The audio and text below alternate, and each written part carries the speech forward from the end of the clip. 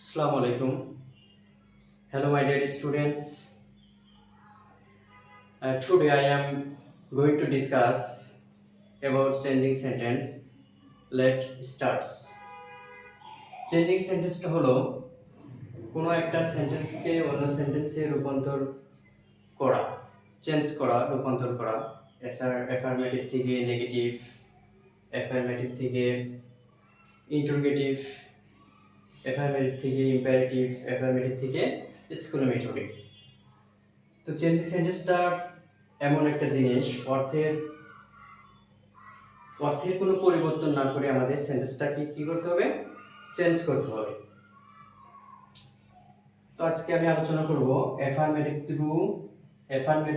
Two negative, affirmative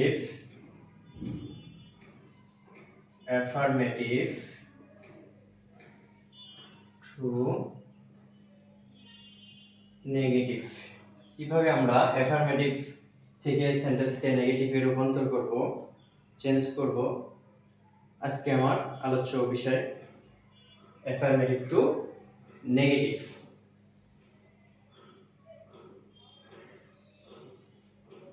rule on only বা alone, only বা alone, only বা alone যুক্ত সেন্টেন্সটি দ্বারা যদি ব্যক্তিবাচক,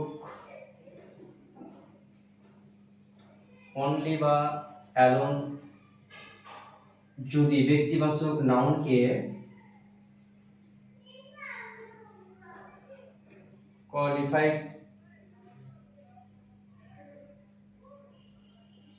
করলে, অনলি বাই অ্যালোন যদি ব্যক্তিবাচক নাউনকে কোয়ালিফাই করে, তাহলে আমরা এই অনলি বাই অ্যালোনের পরিবর্তে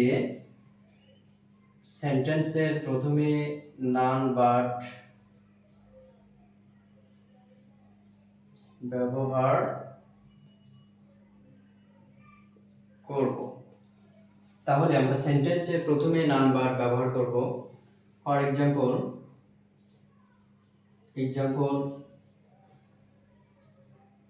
only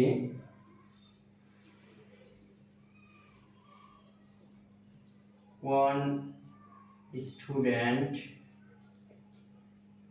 was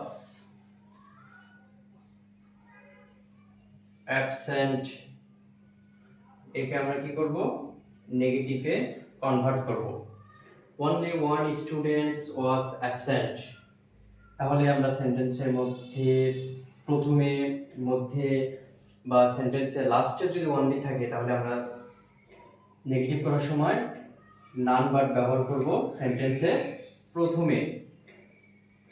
noun verb only পরিবর্তে আমরা কি ব্যবহার করলাম, নাউন ভার্ব প্লাস বাকি অংশ extension. Noun verb one student was absent। আবার বলেছি, অনলি বা অ্যালোন দ্বারা যদি ব্যক্তিবাচক নাউনকে কোয়ালিফাই করে, তাহলে আমরা সেন্টেন্সের শুরুতে নাউন ভার্ব ব্যবহার করব।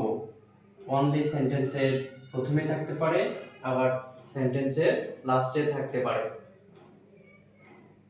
Rules 2,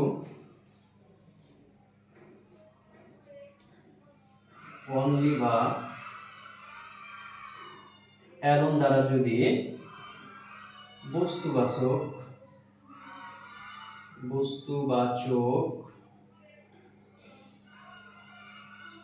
নাউনকে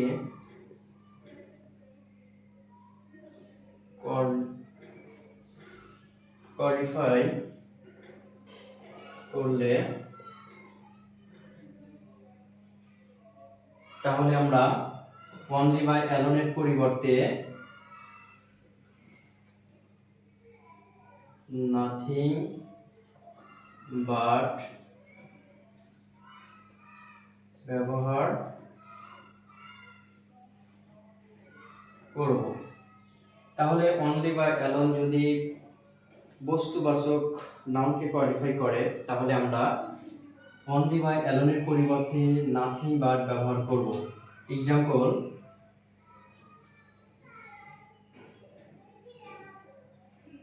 I have only a few books। তো একে আমরা নেগেটিভে কনভার্ট করব সেন্টেন্সকে। তাহলে আমরা এই অনলির পরে আমরা a few books দ্বারা বস্তুবাচক নাউনকে কোয়ালিফাই করছে। তাহলে আমরা এখানে আর নান বাট ব্যবহার করতে পারবো না, আমরা এখানে নাথিং বাট ব্যবহার করব অনলির পরিবর্তে। অনলি যে জায়গা আছে তার পরিবর্তে I have, অনলির পরিবর্তে কি ব্যবহার করব আমরা? I have nothing but extension পরের অংশ a few books। নেক্সট রুলসে চলে যাই আমরা।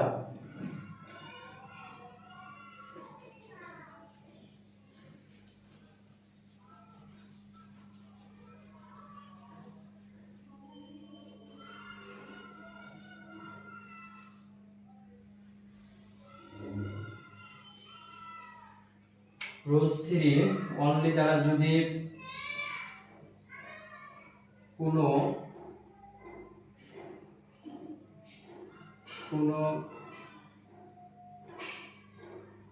সংখ্যাবাচক নাউনকে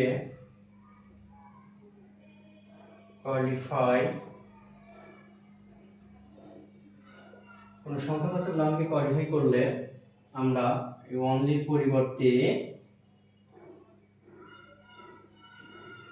নট মোর দেন বা নট লেস দেন এই দুইটার যে কোনো একটা ব্যবহার করতে পারবো। এক্সাম্পল,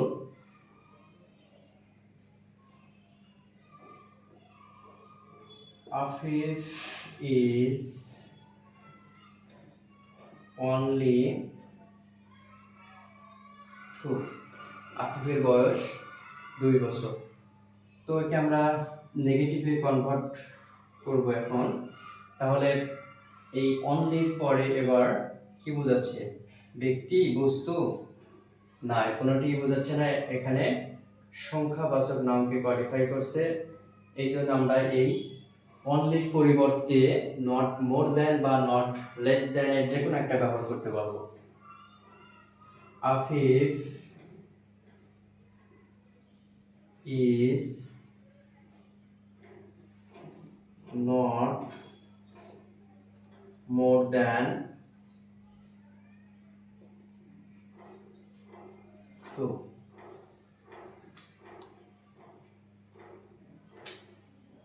আবার আমরা এভাবে করতে পারবো, Afif is not less than 2। দুইভাবে মনে রাখবো আমরা, আর অ্যানসারে পরীক্ষায় অ্যানসার করার সময় যে কোনো একটা আমরা অ্যানসার করব। তো চলে যাই আমরা next রুলসে। Rules number 4,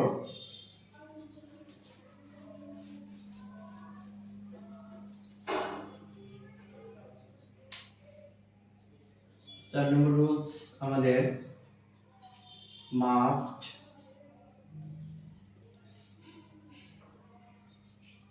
have to বা has to। Must have to বা হ্যাজ টু যুক্ত সেন্টেন্সকে আমরা নেগেটিভ করার সময় আমরা দুইভাবে কনভার্ট করতে পারবো। 1 নম্বর, মাস্ট বা হ্যাভ টু বা হ্যাজ টু এর পরিবর্তে can not but plus V1 টা হলো ভার্বের বেস ফর্ম। সেকেন্ড cannot, বাটের পরিবর্তে আমরা হেল্প ব্যবহার করতে পারবো, কিন্তু আমরা যদি আমরা হেল্প ব্যবহার করি তাহলে আমরা ভার্বের সাথে আইএনজি যুক্ত করব, V plus ING. Example,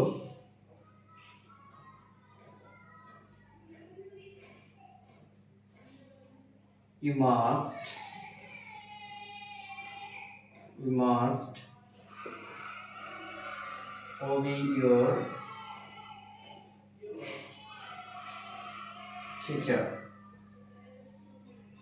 You must obey your teacher. একে আমরা নেগেটিভ করতে পারবো দুইভাবে। প্রথমটা আমরা ইউ মাস্টের পরিবর্তে কি ব্যবহার করব, ক্যান নট, বাট, তারপর ভার্ব কি আছে, ভার্বের প্রেজেন্ট ফর্মে আছে ওবি ইওর টিচার। একে আমরা অন্যভাবে করতে পারবো, ইউ ক্যান নট হেল্প। এখন যদি আমরা হেল্প ব্যবহার করি তাহলে ভার্বের সাথে আইএনজি যুক্ত করতে হবে। তো obeying your teacher. তো my dear students, no more today. পরবর্তী ক্লাসে আবার দেখা হবে। চেঞ্জিং সেন্টেন্সের অ্যাফার্মেটিভ থেকে নেগেটিভ করার পরবর্তী রুলসগুলো নিয়ে আমি আবার তোমাদের সামনে হাজির হব। এ পর্যন্ত সবাই ভালো থাকো, সুস্থ থাকো, এই শুভকামনা রইল সবার জন্য। আসসালামু আলাইকুম।